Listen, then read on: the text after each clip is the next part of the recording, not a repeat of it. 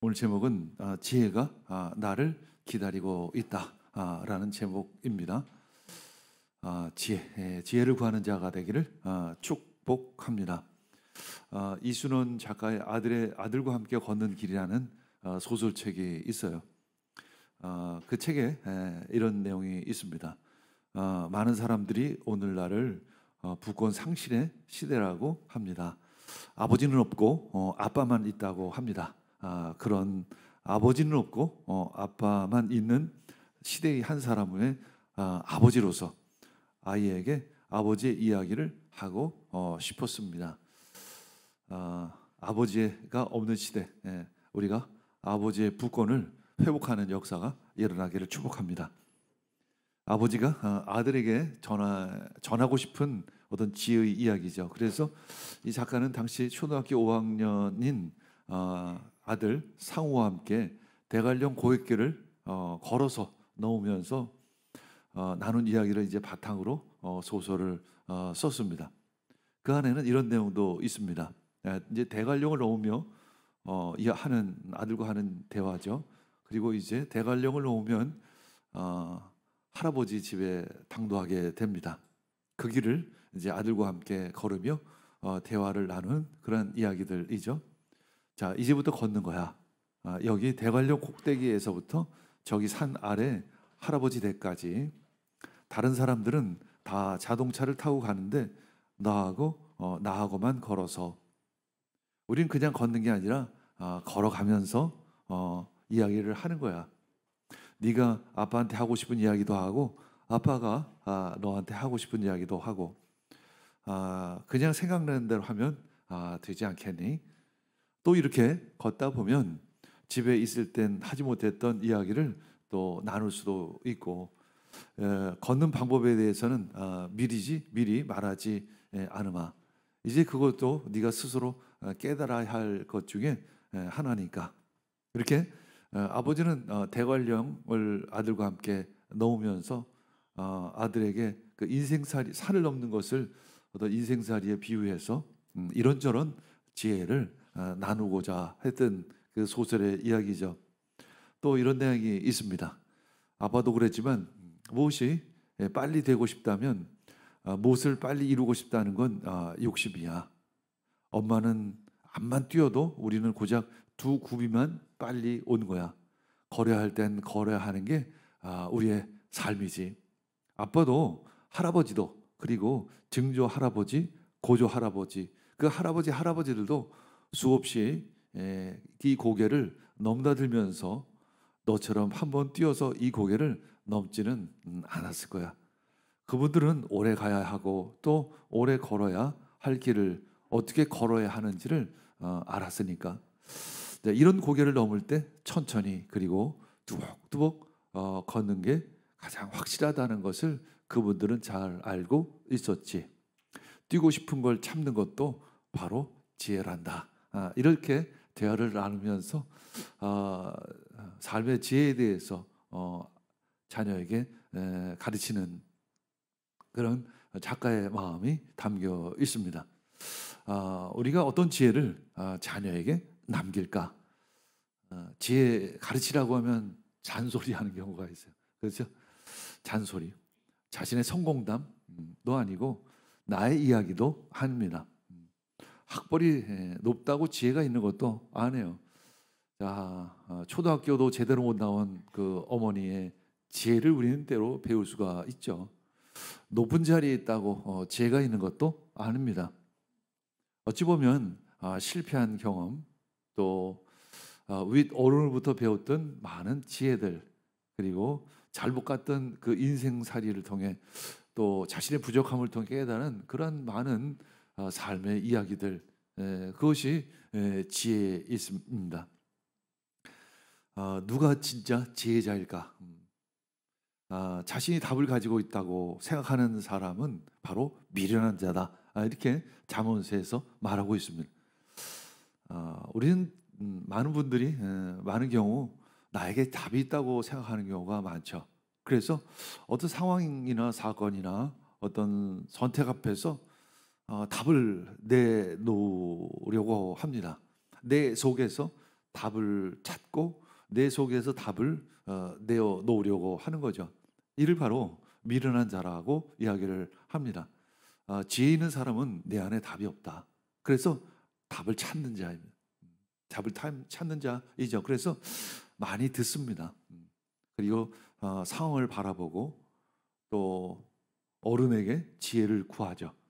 그것이 바로 지혜자입니다. 그래서 지혜자는 지혜가 많은 사람이라기보다는 겸손한 사람이죠.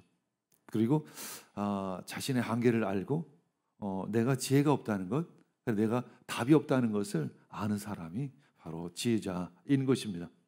자, 19장 18절 읽겠습니다. 내 아들을 훈계하여라. 그래야 희망이 있다. 그러나 그를 죽일 생각은 품지 말아야 한다. 내 아들에게 가능성, 어떤 소망이 있으니까 잘 가르쳐라는 거죠. 이 말에는 기회가 있을 때 가르치라는 의미도 가지고 있습니다. 우리 자녀들도 가르칠 수 있는 시간이 한정되어 있습니다. 가르칠 때 가르쳐야 하겠죠. 유치원 때 가르쳐야 될 것이 있고 또 초등학교 때, 또 중학교 때, 또 청년회 때 가르쳐야 될 것이 다 다릅니다. 그때마다 자녀를 훈계하고 양육하는 부모가 되기를 축복합니다. 그러나 죽일 생각을 하지 말라 이렇게 말하고 있습니다. 죽일 마음은 두지 말지니라. 훈계는 폭행이 아니라는 거죠. 물론 요즘에는 자녀를 그렇게 뭐 체벌을 하는 것은 교육적으로 별로 좋지 않다는 얘기가 있지만 과거에는 체벌을 했죠. 체벌을 통해서 아이들을 양육하는 것이 하나의 문화였었습니다. 체벌을 하는 것이 좋으냐 나쁘냐는 것을 얘기하는 것이 아니라 자녀들을 잘 훈계하라는 것이죠. 훈계는 무엇이냐? 영어로 보면 디시플린이라는 단어를 사용하죠. 질서를 유지시키다라는 의미를 가지고 있어요. 이것은 삶의 목적보다는 태도를 이야기할 것입니다. 길을 이야기할 거예요. 방법을 이야기할 것입니다. 어떤 뭐 학업, 성적, 성공 이런 얘기보다는 어떻게 살아가야 하는 것인지를 이야기하라는 것이죠. 때론 자기 아이들이 바르게 잘 크기를 바라는 어른들의 마음이 오히려 자기 아이들이 바르게 크는 걸 방해할 때가 있는 거란다. 그게 바로 어른이 가지고 있는 이기심이라는 병이거든 알지. 이렇게 아까 그 작가는 대관령에서 아들에게 말합니다. 아버지 이기심이 오히려 자녀들을 잘못된 길로 빠뜨리게 됩니다. 성공을 위한 가르침이 아니에요. 오히려 잘 사는 가르침, 제대로 사는 가르침을 부모는 아이에게 가르쳐줘야 하는 것입니다. 입시 교육을 얘기하라는 것이 아니고 뭐 성적을 좋게 하라는 것, 인생에 어떻게 성공할 것인가, 어떻게 돈을 많이 벌 것인가, 이런 거를 후기하라는 것이 아니죠. 자녀를 사랑한다면 진짜 지혜를 가르치라는 것입니다. 그것이 바로 사랑이죠. 뭐 굳이 얘기한다면 행복하게 살아가는 법을 한번 스스로 잘 찾을 수 있도록 그 길을 이야기하는 것이죠. 때로는 자신의 실패담을 이야기할 수도 있겠죠. 내가 네 나이라면 이렇게 살았을 텐데 내가 그때 이렇게 살아간 것이 참 후회가 된다. 차라리 이런 솔직한 이야기가 더 좋을 것 같습니다.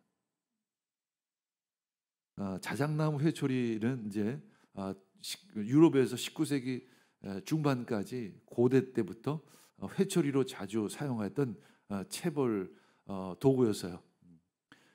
자작나무를 이렇게 여러 가지를 가는 가지를 이렇게 묶어서 마치 꽃다발처럼 만든 그 자작나무. 그것이 이제 자녀 교육의 어떤 상징이죠. 근데 이제 자녀가 크게 성장하게 되면 그 자작나무로 책상을 만들어 주는 것이죠. 그것이 바로 부모의 역할인 것입니다. 19절에서 20절 읽겠습니다. 성격이 불같은 사람은 벌을 받는다. 네가 그를 구하여 준다고 해도 그때뿐 구하여 줄 일이 또 생길 것이다. 충고를 듣고 훈계를 받아들여라. 그리하면 마침내 지혜롭게 된다. 성격이 불 같은 사람은 벌을 받는다는 거죠.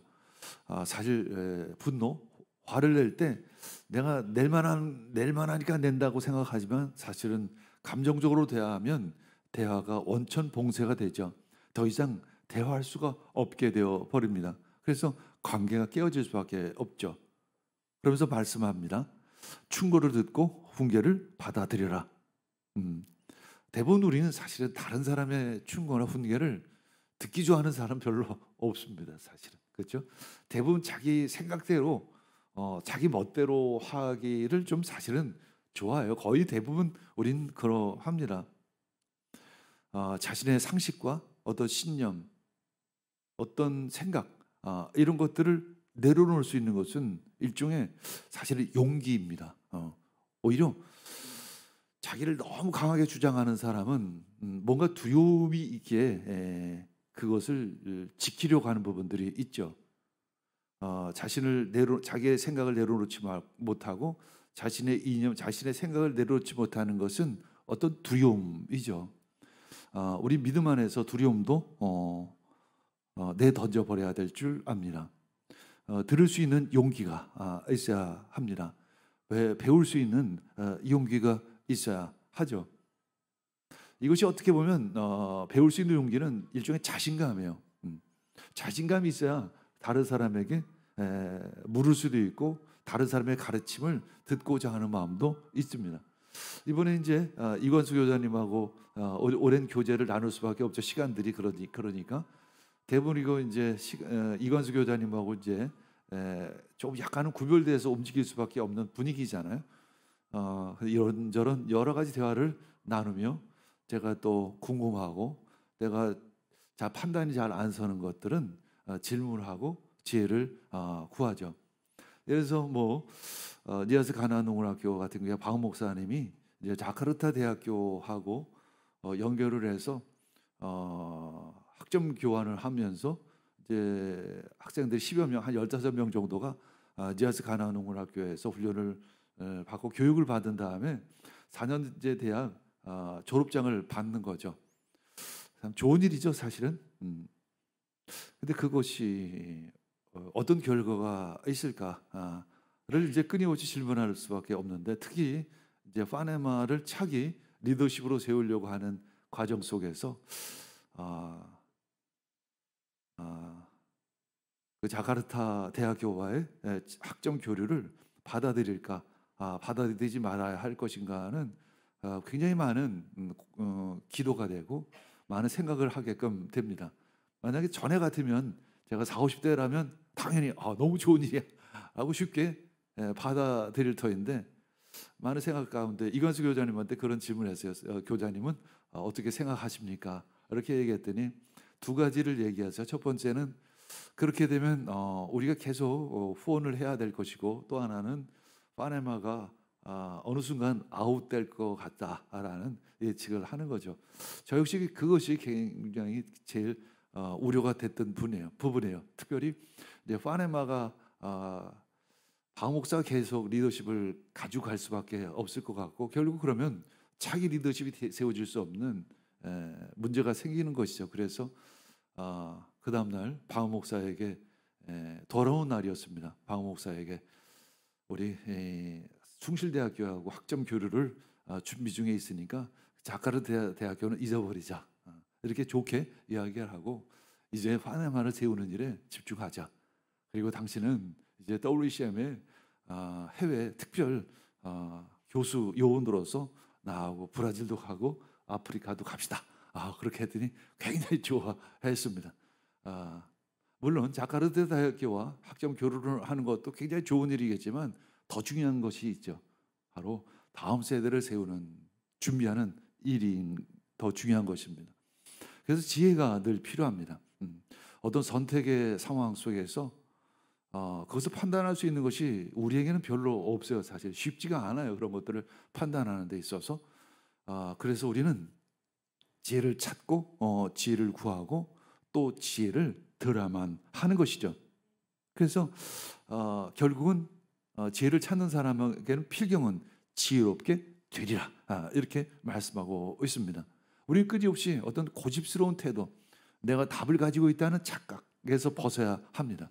그리고 배우려는 마음, 그리고 내가 더 나은 모습으로 변화하려고 하는 마음, 그리고 더 나은 선택을 하고자 하는 마음이 내 안에 있을 때 너는 진짜 지혜로운 사람 가운데 하나야 라고 대우를 받게 됩니다. 아들아, 네가 더 나은 사람이 될 것이다. 네가 지혜자 가운데 있게 될 것이다. 이렇게 성경은 말씀하고 있습니다. 이제 파네마가 또 얘기가 나왔으니까 전에 같으면 제가 파네마의 그 열정, 아주 결단, 또 부르심을 보면 벌써 파네마를 다음 세대 리더십으로 교장으로 아니면 부교장으로라도 세웠을 터인데 벌써 1년씩이나 이렇게 기다리고 있습니다. 왜냐하면 아직 젊죠. 그래서 열정은 있지만 일하는 방법은 잘 알지 못합니다. 그냥 혼자 일하라고 하면 자기 스타일대로 일하겠죠. 아니면 네 스타일대로 일하겠죠. 그럼 보나마나 거의 실패할 확률이 제가 보기엔 8, 90%는 됩니다. 아무리 열정이 있을지라도, 아무리 그가 부르심에 대한 확신이 있을지라도 일하는 방법을 배우지 않으면 그들은 넘어지게 될 것입니다.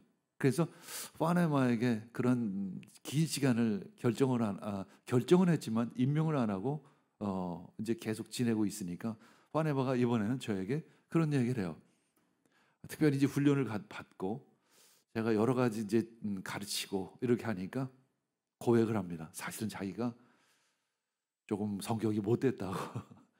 그래서 먼저 직장에서도 주위 사람들하고 많이 다퉜다고. 그래서 그곳에서도 나올 수밖에 없었다고.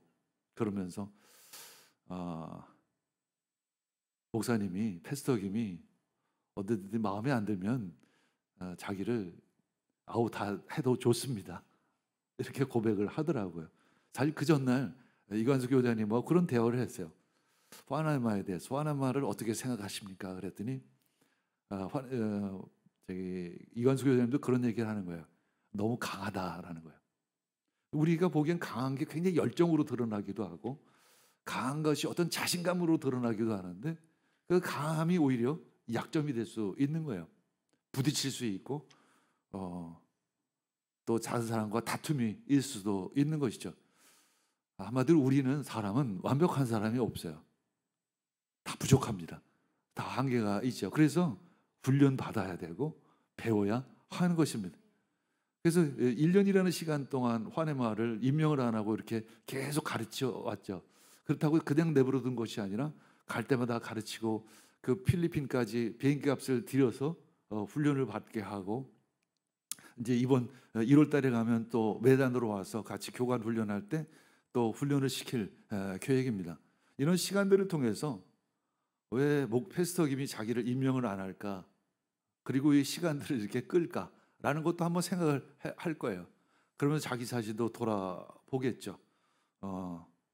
그러면서 다시 한번 배우고자 하는 마음 갖고 이제 시작을 한다면 실패할 확률이 훨씬 줄어들 것입니다. 19장 21절 읽겠습니다. 사람의 마음에 많은 계획이 있어도 성취되는 것은 오직 주님의 뜻뿐이다 라는 거죠. 나의 계획이 하나님으로부터 나온 것인가? 라는 질문을 해야 합니다. 우리가 많은 계획을 가지고 있으면 그러나 그것이 하나님으로부터 나온 것인가? 라는 질문을 끊임없이 해야 합니다. 이사야서 55장 9절 읽겠습니다. 사람의 마음에는 많은 계획이 있어도 오직 여호와의 뜻이 완전히 서리라. 하늘이 땅보다 높듯이 나의 길은 너의 길보다 높으며 나의 생각은 너의 생각보다 높다. 여러분 한번 스스로 질문해 보시기 바랍니다. 내가 계획한 대로 된 적이 얼마나 있는가? 그렇죠? 내가 계획한 대로 된 적이 얼마나 있는가? 그런데 우리는 늘 착각해요. 내가 계획을 세우면 잘 될 것이다라는 착각을 하죠. 그러나 내 계획대로 된 적은 사실 많지 않습니다. 오히려 돌아보면 하나님의 은혜로구나 라는 것을 깨달을 때가 참 많이 있습니다. 이렇게 돌아보면 그때 순간순간 내 뜻대로 내 힘으로 했던 것은 별로 된 일이 없고 오히려 그것들을 하나님께서 바꾸시고 이끄시고 인도하시고 역전을 시켜서 하나님께서 이루신 것이 훨씬 더 많다라는 것을 깨닫게 되죠. 우리는 더 이상 착각 속에 살지 말아야 될 줄 압니다. 야고보서 4장 13절에서 15절 읽겠습니다. 오늘이나 내일 어느 도시에 가서 1년 동안 거기에서 지내며 장사의 돈을 벌겠다 하는 사람들이여 들으십시오. 여러분 내일 일을 알지 못합니다. 여러분의 생명이 무엇입니까? 여러분 잠깐 나타났다가 사라져버리는 안개 지나지 않습니다. 도리어 여러분은 이렇게 말해야 할 것입니다. 주님께서 원하시면 우리가 살 것이고 또 이런 일이나 저런 일을 할 것이다. 그렇습니다. 주님께서 원하시면 내 원대로 마옵시고 아버지의 원대로 하옵시옵소서. 이것이 바로 우리들의 삶의 태도가 되어야 될 줄 믿습니다. 22절에서 23절 읽겠습니다. 사람에게서 바랄 것은 성실이다. 거짓말쟁이가 되느니 차라리 가난뱅이가 되는 것이 낫다. 주님을 경외하며 살면 생명을 얻는다. 그는 만족스러운 생활을 하며 재앙을 만나지 않는다.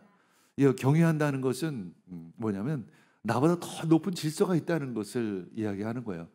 하나님이 나보다 더 큰 질서이시다라는 것, 하나님 나보다 더 큰 지혜라는 것을 우리는 아는 것을 의미합니다. 반대로 얘기하면 내 지혜는, 내 지식은 별 볼 일 없다. 너무 한계가 많다. 참 부분적이다라는 것을 알아야 하는 것이죠. 제가 이제 50대, 저는 이제 50대, 60대 사이에 딱 코로나가 겹쳤잖아요. 묘한, 그래서 갑자기 제가 이렇게 갑자기 어른이 됐다고 할까요? 갑자기 그런 느낌이 들어요. 이 어떤 자연스럽게 변화된 것이 아니라, 나이가 든 것이 아니라 갑자기 나이가 들은 것 같은 느낌이 들어요. 코로나가 딱 한 3년이 중간에 딱 끼니까. 그래서 조금 더 체감할 수 있는 것 같아요. 50대, 60대의 어떤 차이를 더 체감하게 되는데 50대 때만 해도 내가 뭔가 답을 가지고 있다고 생각했죠. 사실은 결정을 비교적 쉽게 했어요. 그러다 보니까 또 일을 쉽게 하는 스타일이고 또 빨리빨리 하는 스타일이니까. 네, 그동안 바뀐 걸 뭐냐면 어떤 일은 빨리 하지만 어떤 일은 참 천천히 결정한다는 것입니다.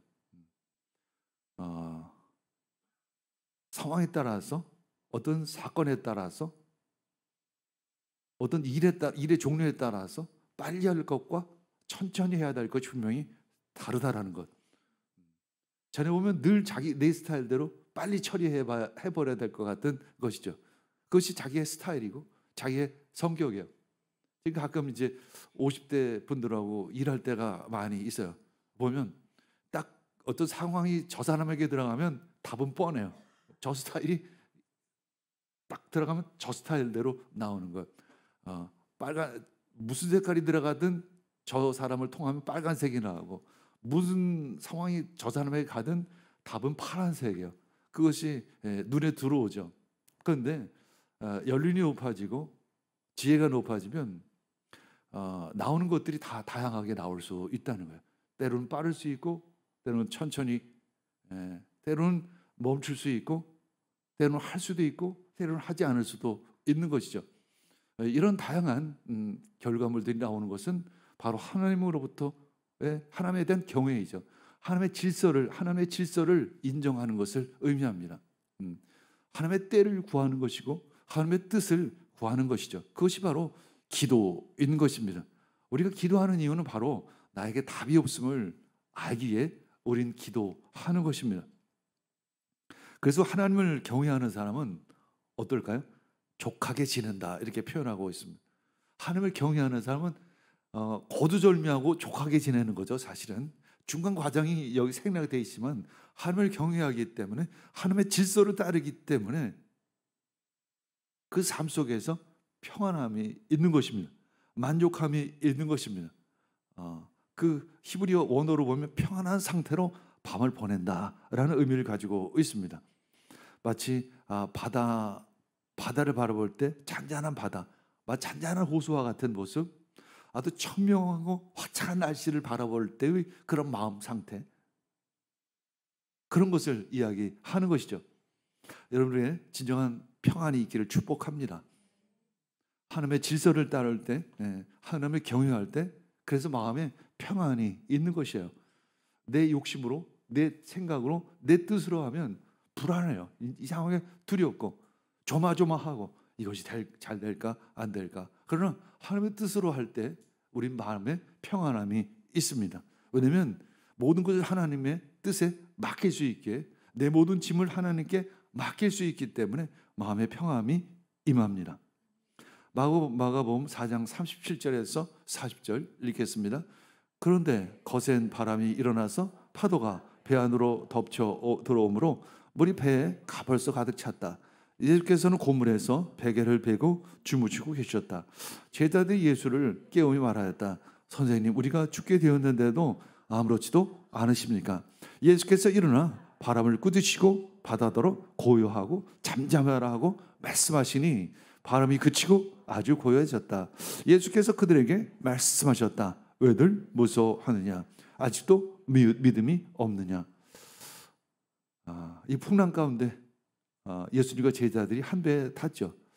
제자들은 두려워하고 있었고 예수님은 고물에서 배를 베고 주무시고 계셨습니다.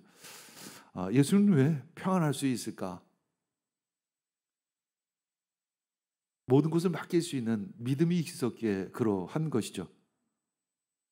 그러나 제자들은 믿음이 없었기 때문에 두려워했던 것입니다.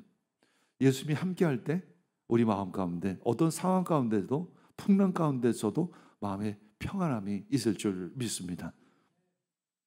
24절에서 26절 읽겠습니다. 게으른 사람은 밥그릇에 손을 대고서도 입에 떠넣기를 귀찮아한다.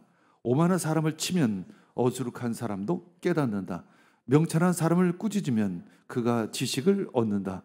아버지를 구박하고 어머니를 쫓아내는 자식은 부끄러움과 수치를 끌어들이는 자식이다.